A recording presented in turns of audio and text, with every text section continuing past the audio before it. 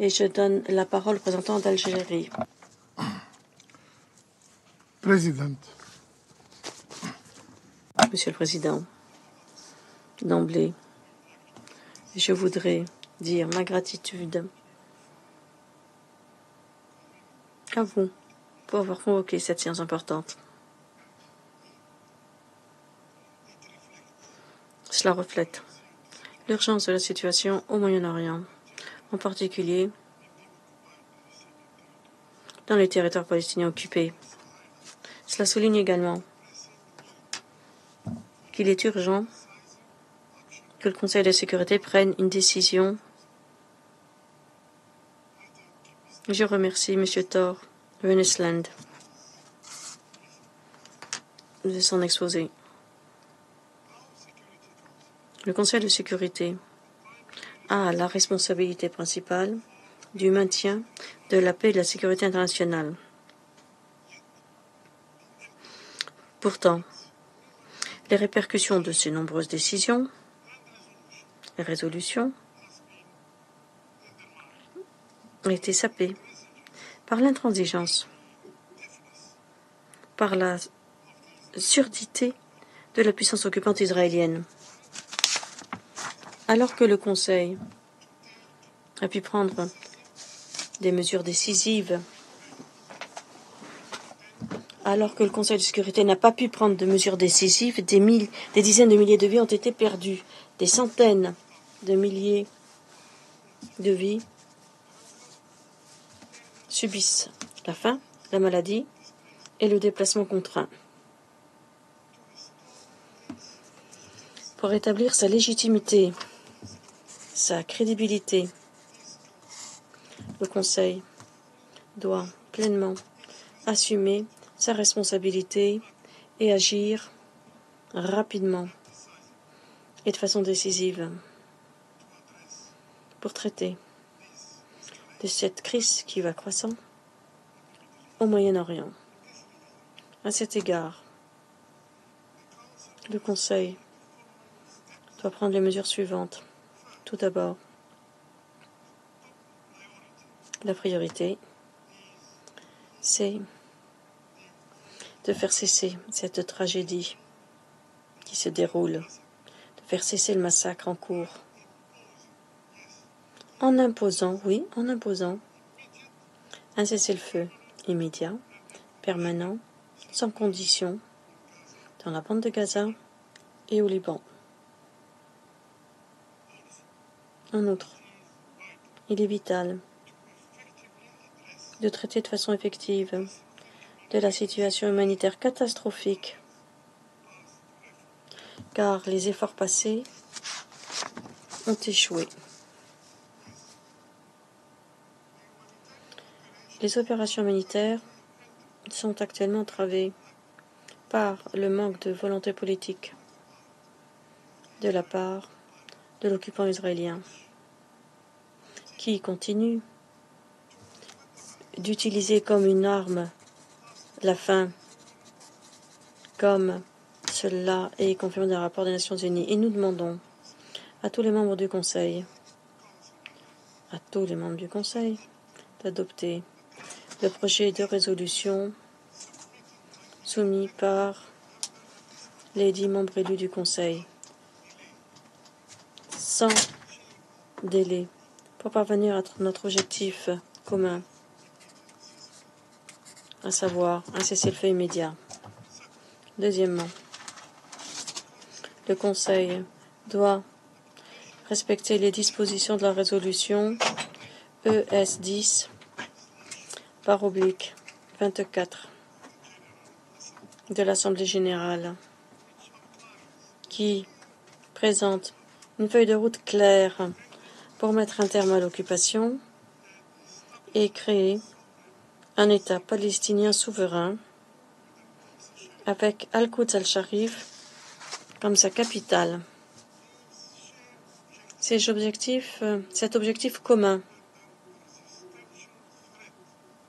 est maintenant menacé en raison des agissements des autorités d'occupation israéliennes, y compris des plans d'annexion de la Cisjordanie. dans la Cisjordanie, avec agrandissement des colonies et déplacement de Palestiniens, en violation flagrante du droit international. Troisièmement, le Conseil de sécurité doit sauvegarder les paramètres convenus pour régler la question palestinienne en veillant à ce que la Palestine soit un membre à part entière des Nations Unies. Admettre la Palestine en tant que membre à part entière des Nations Unies renforce le droit international et amène la puissance occupante à respecter les normes mondiales. Comme l'a dit le président Abdelmadjid Tebboune, je cite, « Il est impératif de prendre des mesures immédiates et urgentes pour sauver le processus de paix qui traverse une impasse sans précédent. Ceci ne peut être réalisé qu'en amenant les occupants à respecter les principes du droit international, en mettant en œuvre les résolutions des Nations Unies, en redoublant d'efforts pour garantir que la Palestine soit un membre à part entière des Nations Unies. » Fin de citation. Quatrièmement, Monsieur le Président, le Conseil doit veiller à l'application de ces résolutions. Oui, en imposant des sanctions contre ceux qui violent le droit international.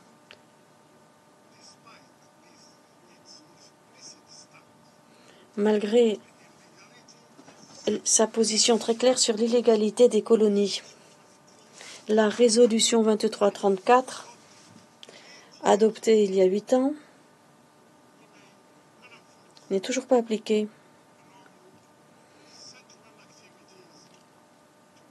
permettant que des activités de construction de colonies perdurent sans aucun contrôle. Cinquièmement, les accords de gouvernance dans les territoires palestiniens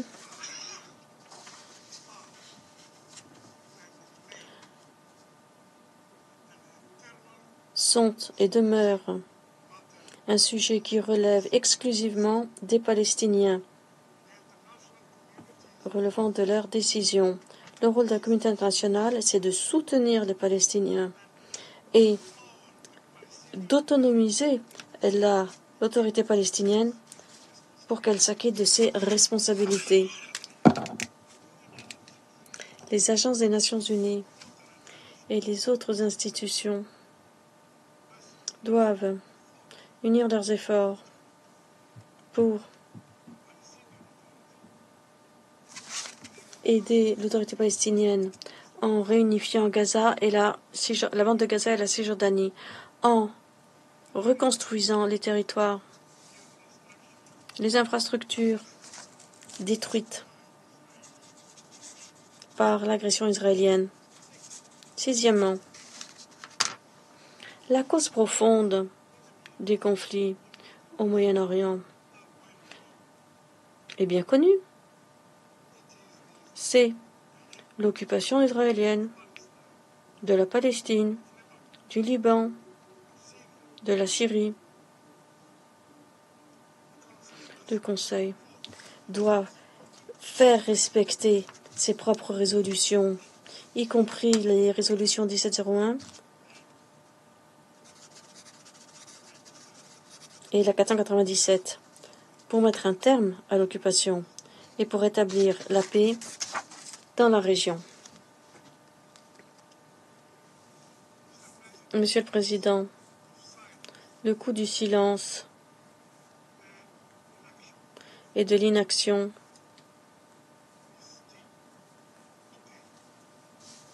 est très important.